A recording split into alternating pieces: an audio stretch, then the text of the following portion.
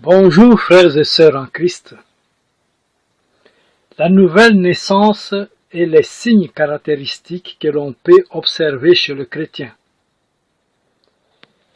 Alors on va lire dans Jean chapitre 3 à partir du verset 1 jusqu'à 7. Il y a eu un homme d'entre les pharisiens nommé Nicodème, un chef des Juifs, qui vint lui auprès de Jésus de nuit et lui dit, « Rabbi, nous savons que tu es un docteur venu de Dieu, car personne ne peut faire ces miracles que tu fais si Dieu n'est pas avec lui. » Jésus lui répondit, « en vérité, je te le dis, si un homme n'est né de nouveau, il ne peut voir le royaume de Dieu. » Nicodème lui dit, « Comment un homme peut-il naître quand il est vieux? Peut-il rentrer dans le sein de sa mère et naître? » Jésus répondit, « en vérité, je te le dis, si un homme n'est né d'eau et d'esprit, il ne peut entrer dans le royaume de Dieu. Ce qui est né de la chair est chair, et ce qui est né de l'esprit est esprit. Ne t'étonne pas que je t'ai dit, il faut que vous naissiez de nouveau. » Voilà.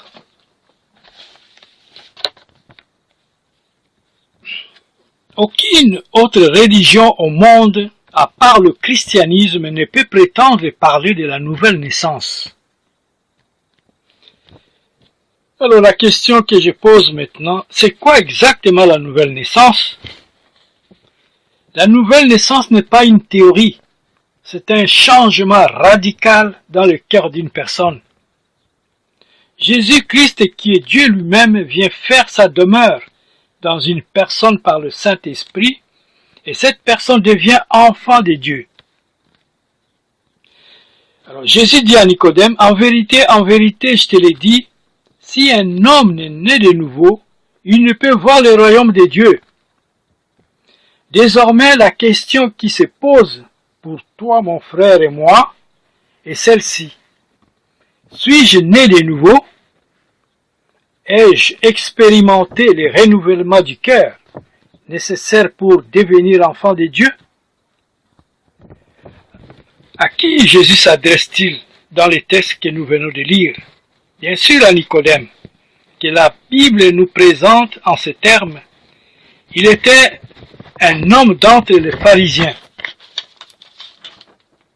un chef des Juifs, un docteur d'Israël. Il avait une certaine connaissance de Dieu. Il était religieux. Nicodème avait une Bible, la Torah. Il connaissait les Écritures. Et pourtant Jésus lui dit, tu dois naître de nouveau. Il faut que tu naisses de nouveau. Bien des gens ont une Bible. Ils lisent la Bible et vont les dimanches à l'église. Cela ne conduit pas à la nouvelle naissance. Beaucoup de chrétiens restent cachés dans leur église. Disent-ils, je suis baptisé, j'ai été confirmé, je vais chaque dimanche à l'église. Qu'est-ce que Dieu pourra encore exiger de plus? Ma vie est en ordre, je ne fais pas de mal à personne. Voilà, ce sont des questions qu'on se pose. Tu ressembles à Nicodème, qui avait tout ce qui est extérieur, que nous appelons religion. Il avait lui aussi une église. Pourtant, il n'était pas né de nouveau. Il était devant Dieu un homme perdu. Alors, je vais passer maintenant au signe de quelqu'un qui est né de nouveau. Premier signe. Disons d'abord que celui qui a expérimenté la nouvelle naissance porte les caractéristiques, donc les signes caractéristiques d'une nouvelle naissance. Ils sont fondés sur la parole de Dieu. Il sait qu'il est né de nouveau. La certitude du salut est la première conséquence de la nouvelle naissance.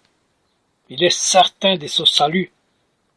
Quand il meurt, il va aller au ciel, rencontrer le Seigneur.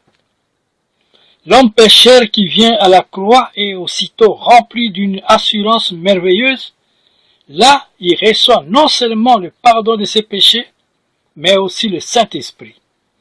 Cette assurance inébranlable le transporte de joie. Maintenant, je suis devenu enfant de Dieu. D'où vient cette assurance? Comment peut-on l'expliquer? Éphésiens 1, 13, nous lisons: En lui, vous aussi, après avoir entendu la parole de la vérité, l'évangile de votre salut, en lui vous avez cru, et vous avez été scellés du Saint-Esprit, qui avait été promis, lequel est un gage de votre héritage. Dieu accomplit cet acte envers tous ceux qui passent par la nouvelle naissance. Quelle est la première action du Saint-Esprit en nous? L'Esprit lui-même atteste à notre esprit que nous sommes enfants de Dieu. Vous pouvez lire ça dans Romains 8, chapitre 8, verset 16. Peut-on savoir si on est sauvé? Non seulement on peut, mais on doit le savoir. L'assurance du salut.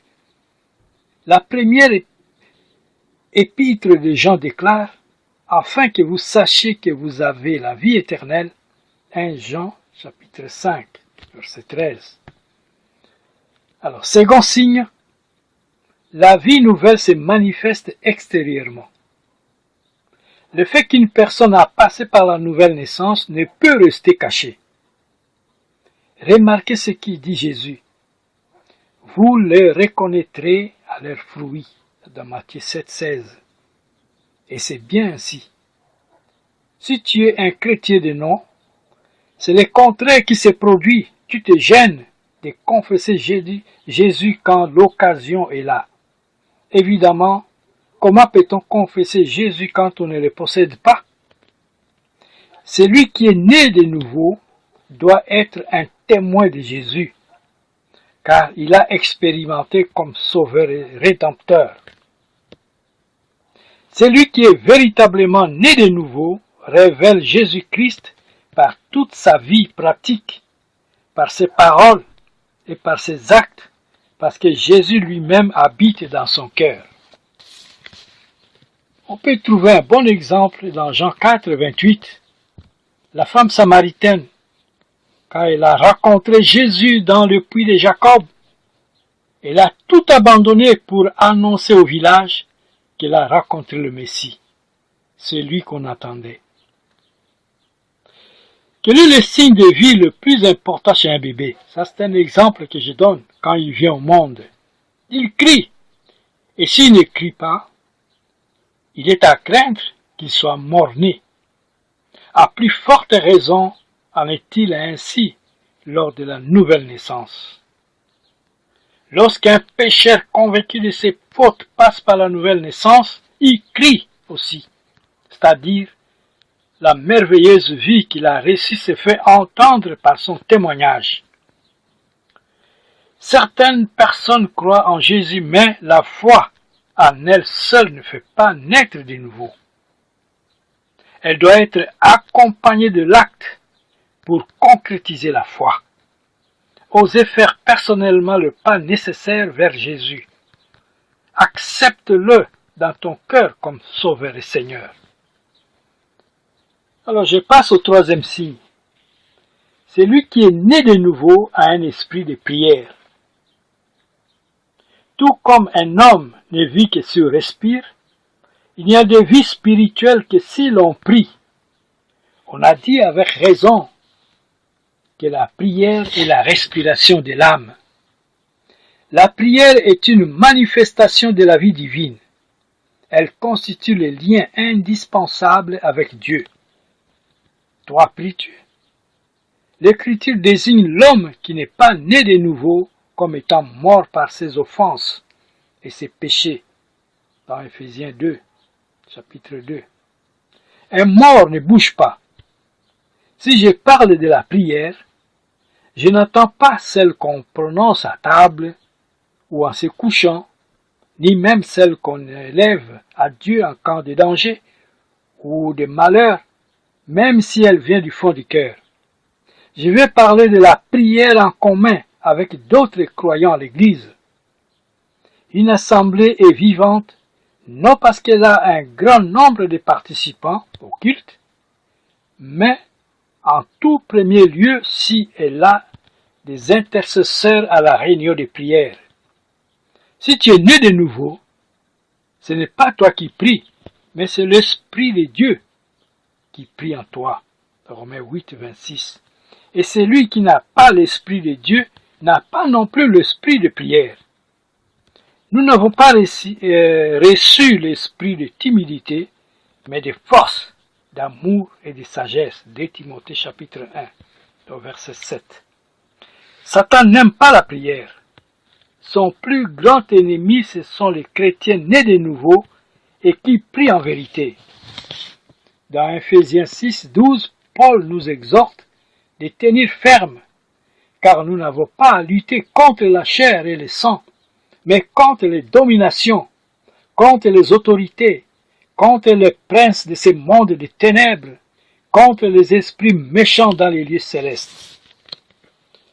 Voilà, nous passons au 4e signe.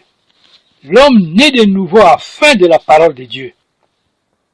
Celui qui tire sa vie de Dieu doit prendre la nourriture divine, car Jésus dit, l'homme ne se nourrit pas seulement du pain, mais de toute parole qui sort de la bouche de Dieu.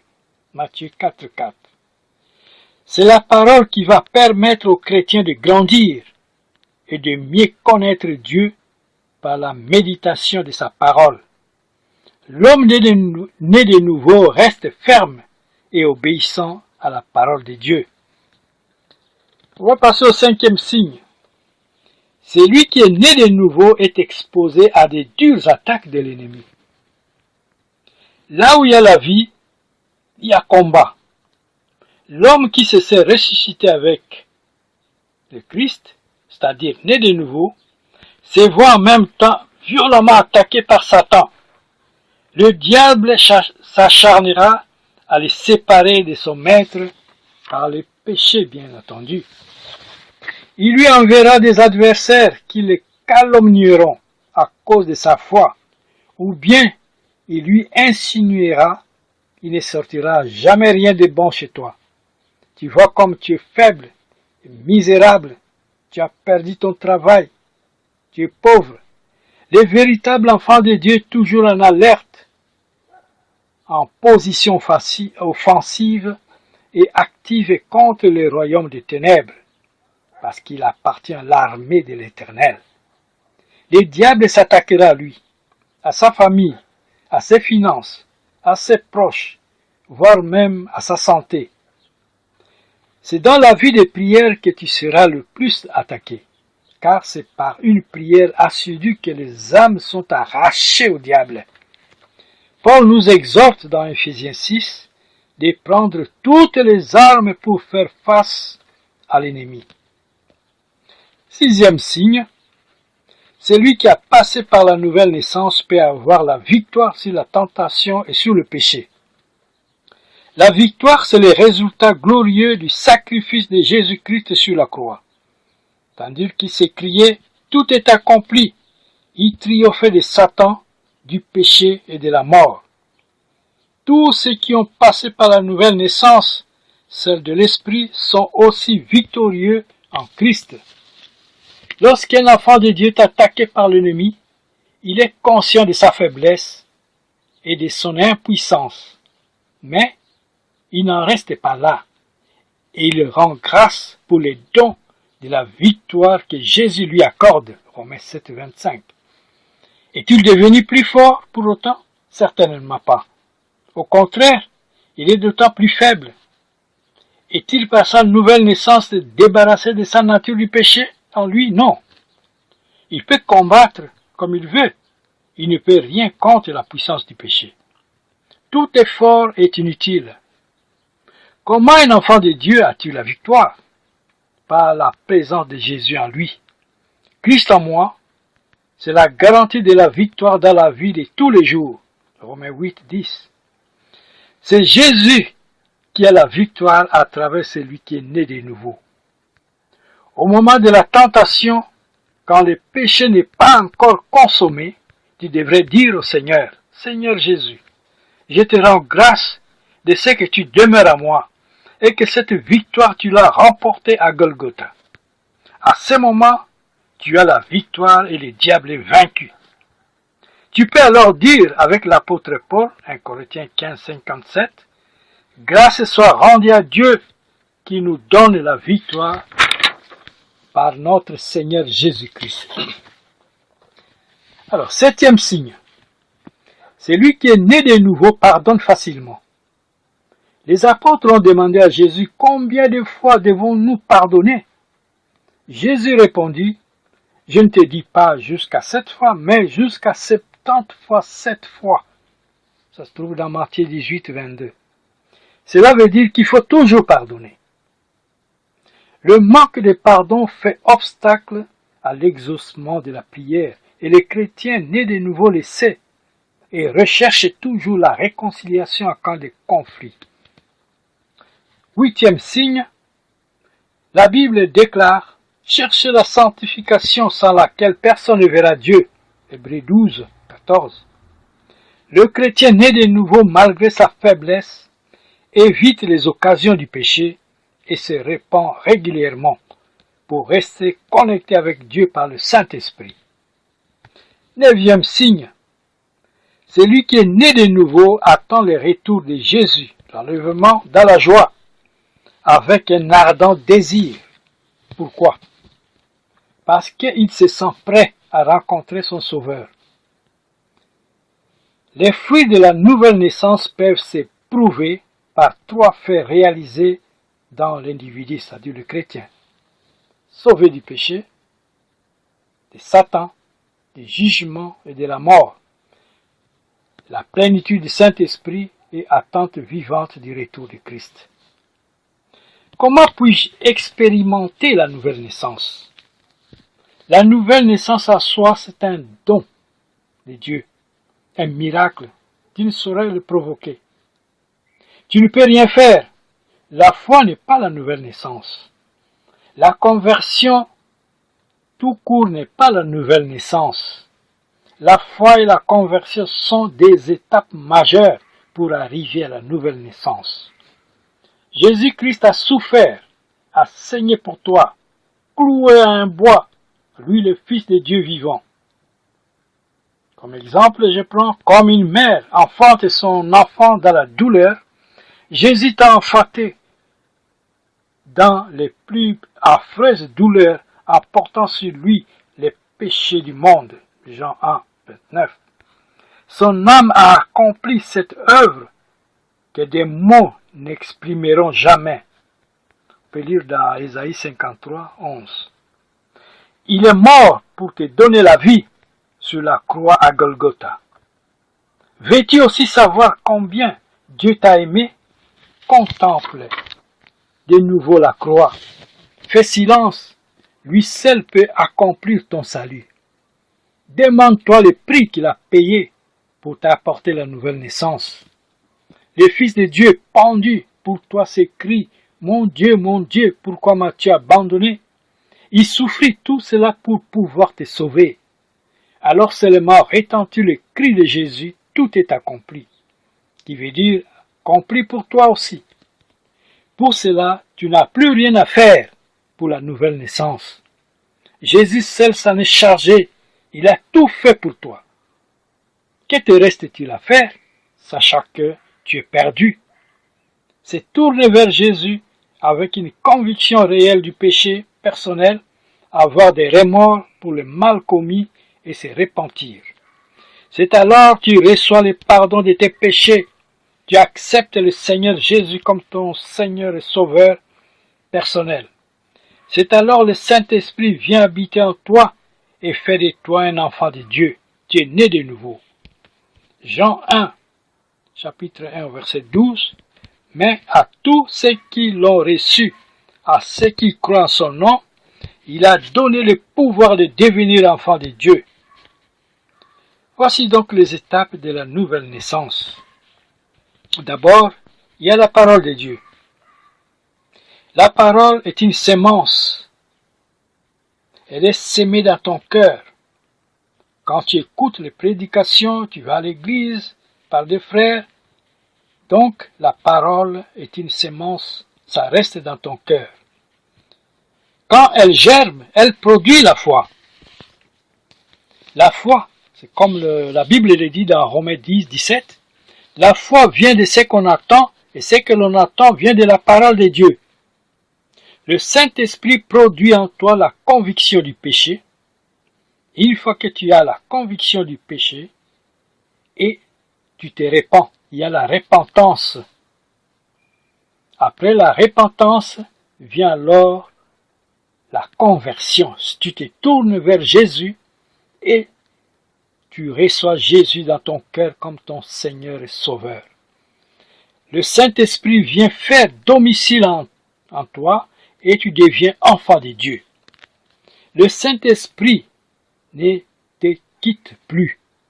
On peut l'attrister, comme dit Ephésiens 4, 30, par nos péchés, mais il reste en nous, parce que nous sommes scellés pour le jour de la rédemption. En résumé, c'est très important pour toi mon frère, pour toi ma sœur, d'être né de nouveau pour aller au ciel. Voici les étapes. En résumé, ce que je viens de dire, il y a d'abord la parole de Dieu. La parole produit la foi. Donc la foi, c'est deuxième étape. Il y a alors la conviction du péché. Ici, le Saint-Esprit n'est pas encore en toi, mais il te convainc du péché qui est en toi. Il est à l'extérieur.